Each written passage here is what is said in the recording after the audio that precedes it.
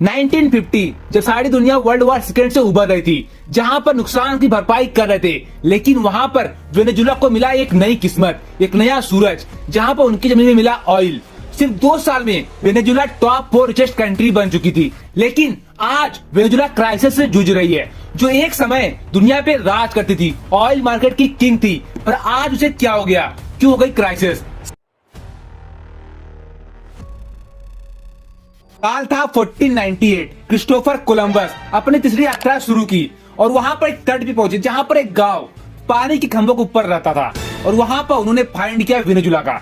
उसके बाद 1811 में वेनेजुला को मिला फ्रीडम, इंडिपेंडेंस, और तब से वेनेजुला एक कंट्री बन चुका था।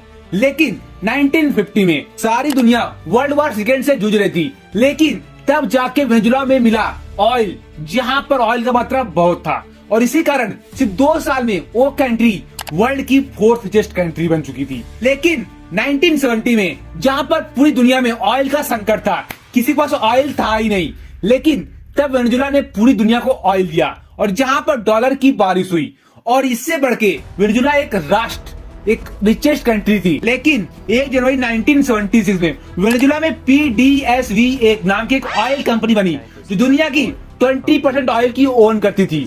लेकिन 1999 में जब हुगो चावेज वेनेजुला के प्रेसिडेंट बने, उसके बाद जो तेल का था पैसा, वो उन्होंने उद्योगपति में लगाया, नए नए स्कीम लाए, लेकिन उस पैसे को नहीं बचाया, और वहां पर कोई उनका ओन था नहीं बिजनेस। खेती, फार्मर, सब कुछ लोग ऑयल के ऊपर हुए थे डिपेंड। A to Z कुछ भी हो, सुई से लेकर चावल तक सब कुछ एक्सपोर्ट करते थे। जब वेनेजुला पूरी तरह से ऑयल पे थे डिपेंड, तब 2013 में हुगो चावेज की मृत्यु के बाद निकोलस मादुरो वहां के नए बने प्रेसिडेंट, लेकिन वही नियम, वही कानून को उन्होंने आगे बढ़ाया, कुछ चेंज नहीं किया, और यही जाके आगे प्रशासन का कमजोर होना, अर्थव्यवस्था का टूटना। लेकिन 1970 में जैसे तेल का दाम अपने आप बढ़ा था, वैसे 2014 में तेल का दाम अपने आप कम हो गया। उसके बाद सरकार के पास नहीं था पैसा, और यहीं पर वेनेजुला की असली हालत सामने आई। उसके बाद वेनेजुला की कैसी गलती, जो शायद दुनिया कभी गलती करती नहीं, लेकिन वो कंट्री ने किया, सरकार ने खुद पैसा छापना शुरू किया, और ये सबसे बड़ी गलती है। बिकॉज जब कोई सरकार खुद पैसा छापती है, तब वहां के जो चीजों का दाम होता है वो हाइपर इन्फ्लेशन होता है, हजारों गुना बढ़ता है, और जो होते हैं अमीर उनको खाना तो मिलता है, लेकिन जो होते हैं गरीब उनके पास पैसे नहीं, जो होते हैं उतने का खाना नहीं, बिकॉज दाम पहले ही हजारों गुना बढ़ जाता था।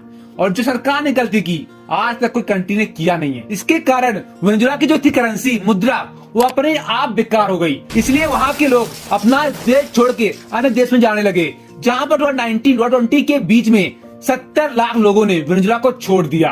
और यही कारण है कि आज वो कंट्री क्राइसिस से जूझ रही है।